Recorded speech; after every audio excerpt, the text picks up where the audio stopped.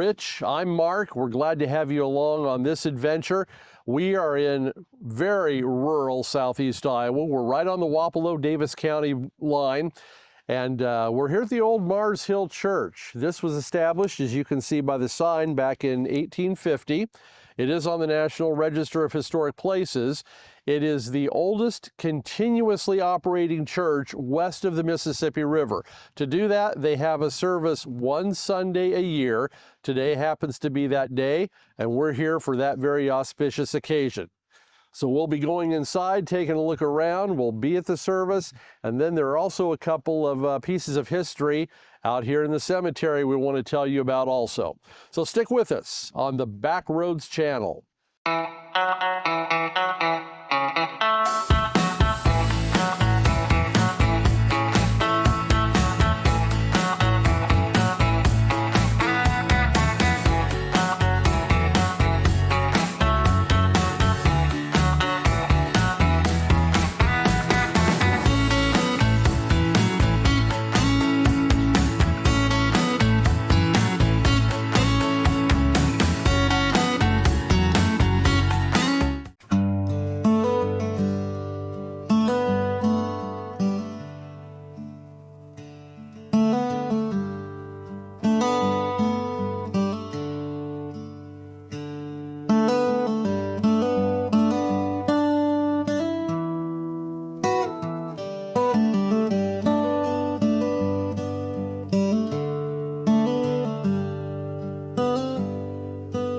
Out past the fields where the tall grass sways stands a church from long gone days, logs stacked high, weathered by time, a testament to faith and the divine.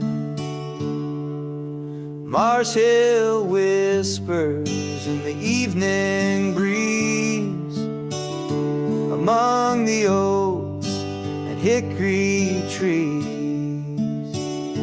The cemetery tells its solemn tales of lives lived hard on the Pioneer Trail. Oh, the old church in the wood still stands, built by calloused hearts and steady hands. Echoes of hymns, they linger still in the sacred air of Mars Hill.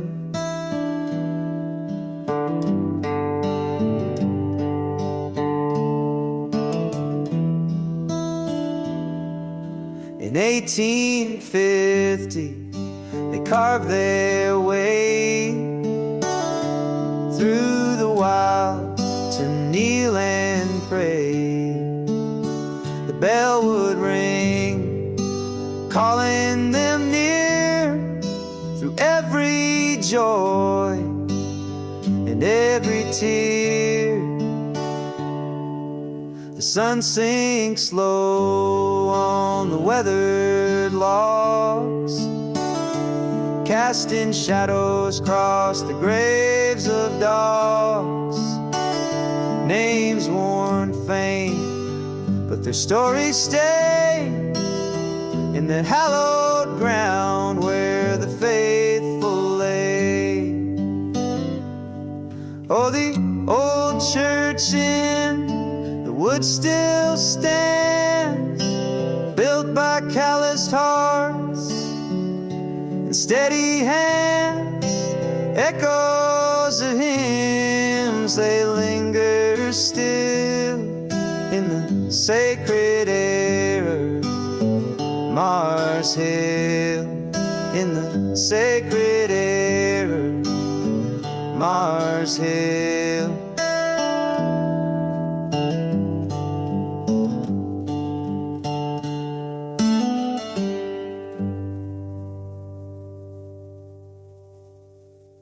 Well, good afternoon. I'm Pastor Ed Matthews at Bible Baptist. Steve Croft is speaking today, and he is actually a member of our church. I don't tell very many people that. But I mean, he's going to be speaking today, but I understand he's also on the board here. So I'm sure they'll recognize all these later. But so we're going to start in your hymn book by singing Amazing Grace. I'm singing the tape music, so we just have to do whatever the tape says. I think we are doing all 4 verses. 5 verses.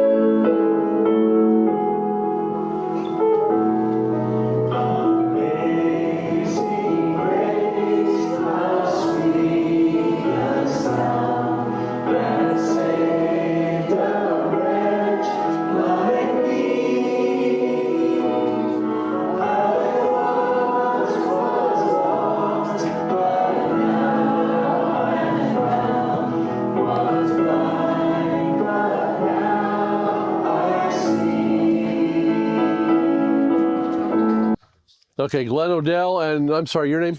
Todd Smithart is my name. Todd Smithart. Okay, you're a board member too? I am Okay. a member, yeah. All right. We're just going to jump in. Give us a little history of this place. Go ahead, Glenn. Your little story. In 1846 was the first burial here at the cemetery. It's a little white headstone over there. It was Barbara Clark's son. This was their homestead. And this is before the church was here. And then it was her husband died a few years later, and he's also buried here in the cemetery. And then I think in 1850, she donated the ground to be used for a cemetery and a church, and the church was built in 1857. Who built it? It's said that a group of like 6 neighbors around this area hand-hewed the logs, built the church, and that's when the church started. You know how many people attended in its heyday? I mean, what do you think was probably the peak time for a number of people attending here? What do you think? I'd Tom? say based on the size of the church, probably 75 or less. Yeah, Yeah, just based on how small it is. Yeah. yeah, I'd say it's probably pretty close because it was just who lived right around here as a homestead. So 75 is a good crowd, though. Yeah. And the road systems weren't well developed, before the turn of the century. So it was hard work to get here for a lot of people. There are a lot of churches today that would love to have 75 people on a Sunday morning. we had around 40 in there today, and it was pretty full. Indeed, it was. Do we have any information as to pastors? There was a smock that was one of the original ones. He's buried right over here also. There's on that scenic byway, they have quite a list of all the pastors that were some of the early ones. There's that, what is it? The River Hills Scenic Byway. Yes. Yeah. So there's an audio tour. If you look at the sign out front, there's a QR code. That'll give you a lot of information about history on the place. It's a lot more accurate than what we can tell you. Do you all have any family ties to this place? Todd does. For me, my parents and my uncle John Knight, and my mom and dad were board members 35, 40 years ago. And at that time, the church had no money, as opposed to now where we have just a little money. And the church was in tremendous disrepair, but as board members, basically all they could do is stay ahead of the vandalism.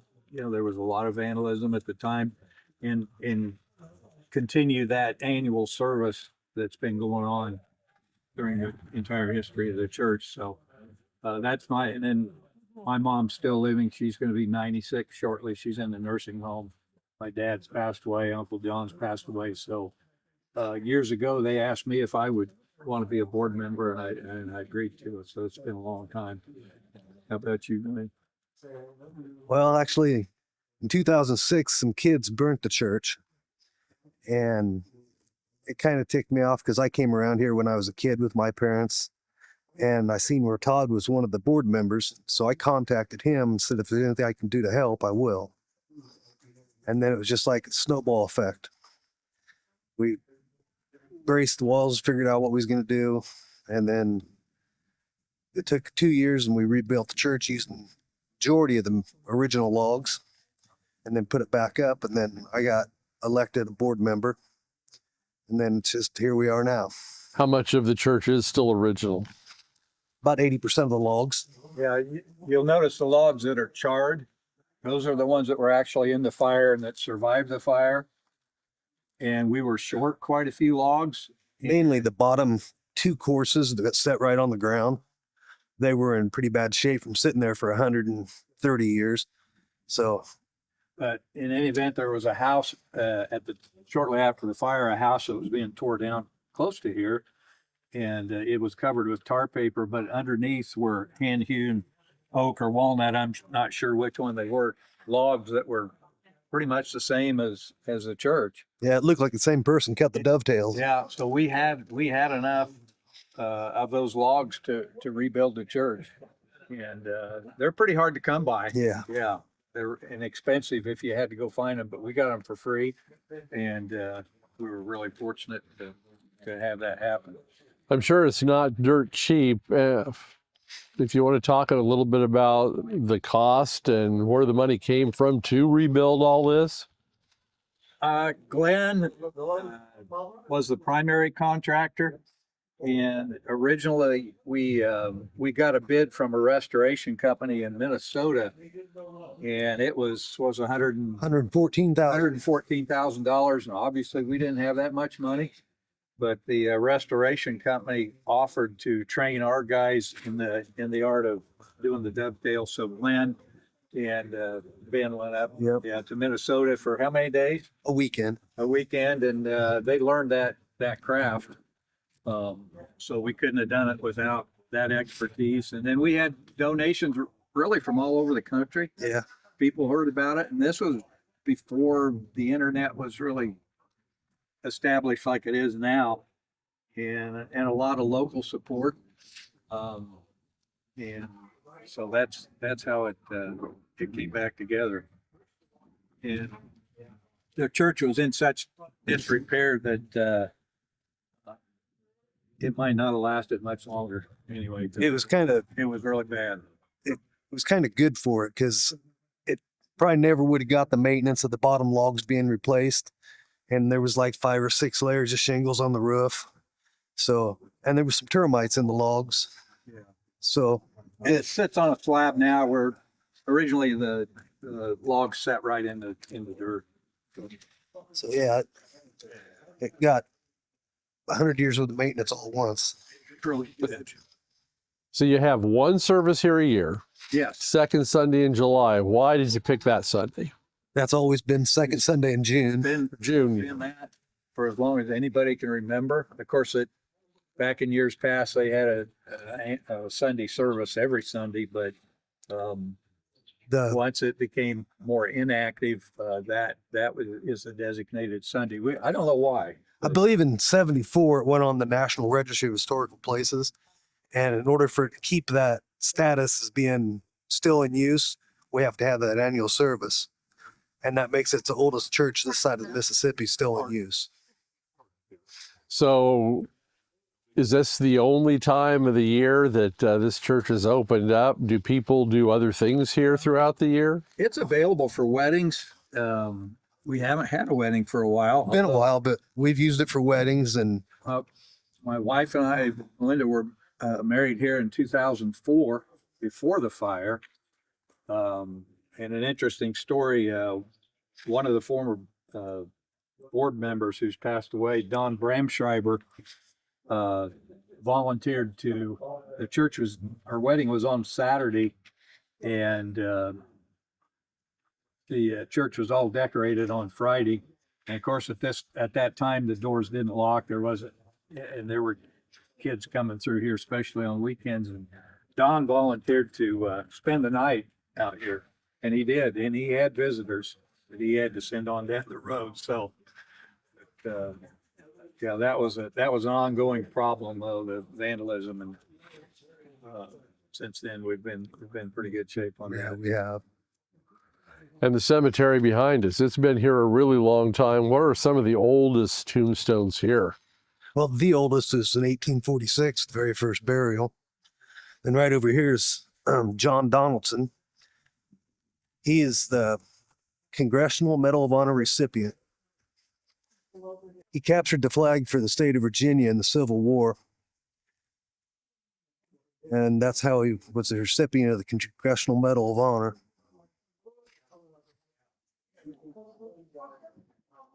Where was that other tombstone you were telling us about too? The first one. It's one of these little white stones over here is the first. They look somewhat weathered. Yes, they are. I don't know if I can point it out exactly. I have over the years. It's like one's fallen over. It's Clark. I believe it's one of those three white ones right there. Okay. And you say this is now full up as of right now? Yeah, so every plot's been sold.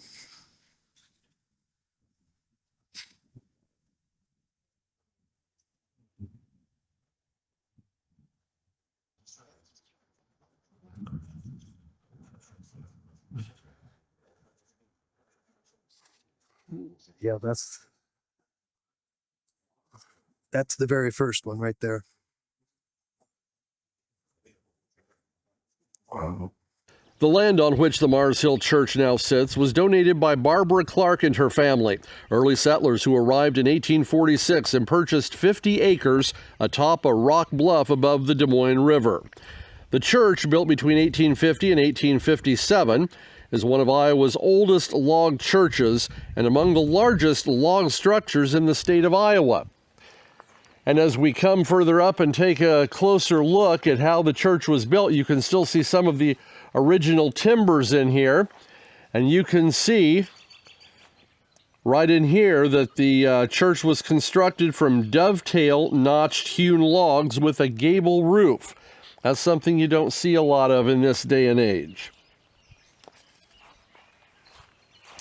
We'll come around the other side here and get a shot of the gabled roof. That's what it looks like today. And they did a really good job on this. You can see a lot of this has been reconstructed though, because in March of 2006, the church suffered a severe fire due to arson, believed to be set by some local teenagers. A concerted fundraising effort led to restoration, using many original logs and period-appropriate replacements. The site was rededicated on June 8th of 2008. Some charred logs still remain as part of the rebuild. And as we come around to the back side of the building here, we'll see some of the charred remains that are still here. A testament to what took place here. Oh, you know the old saying, if the walls could talk, what would they tell us? Yeah, you can see some of the charred remains here that are left of that arson fire back in the day. But thankfully, people came together and they were able to rebuild this historic monument, and they've really done a fantastic job. The Mars Hill Church, listed on the National Register of Historic Places on September 13, 1974, has been praised by architectural historians as the largest remaining log cabin church in Iowa. The dimensions, about 26 by 28 feet dimensions, 10-foot high walls. This is really something that you need to come see.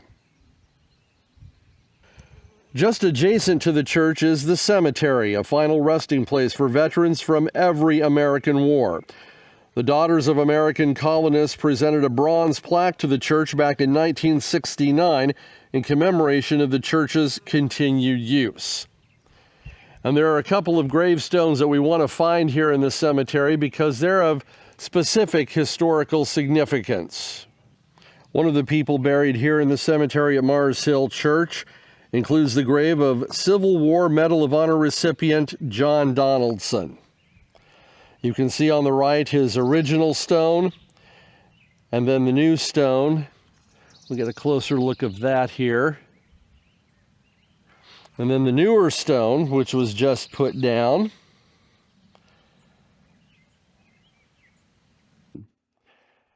You can see before us the gravestone of Charles Smock, died May 15th, 1889. Now, that name may be significant because, again, we're not certain of the relationship, but one of the first reverends here at Mars Hill Church were Abraham Smock, also John Ferguson, Francine McCune, Reverend Salada of Troy, Reverend Kinnaman, and Reverend Joe Cheatham. Those were some of the early ministers, but again, one of the first, Abraham Smock. And here's the gravestone of Charles Smock, again passing away May 15th, 1889. Thanks for coming along with us on this historic tour of the Mars Hill Church in Davis County, Iowa. If you enjoyed this video, and we hope you did, please hit the like and subscribe button, ring that bell. We really appreciate your support. And be sure to look for us in future videos as we continue to tour the back roads across the state of Iowa, the Midwest, and who knows where we'll end up. So for Rich, I'm Mark. Until next time, look for us again on the Backroads channel. We're your Backroads to adventure.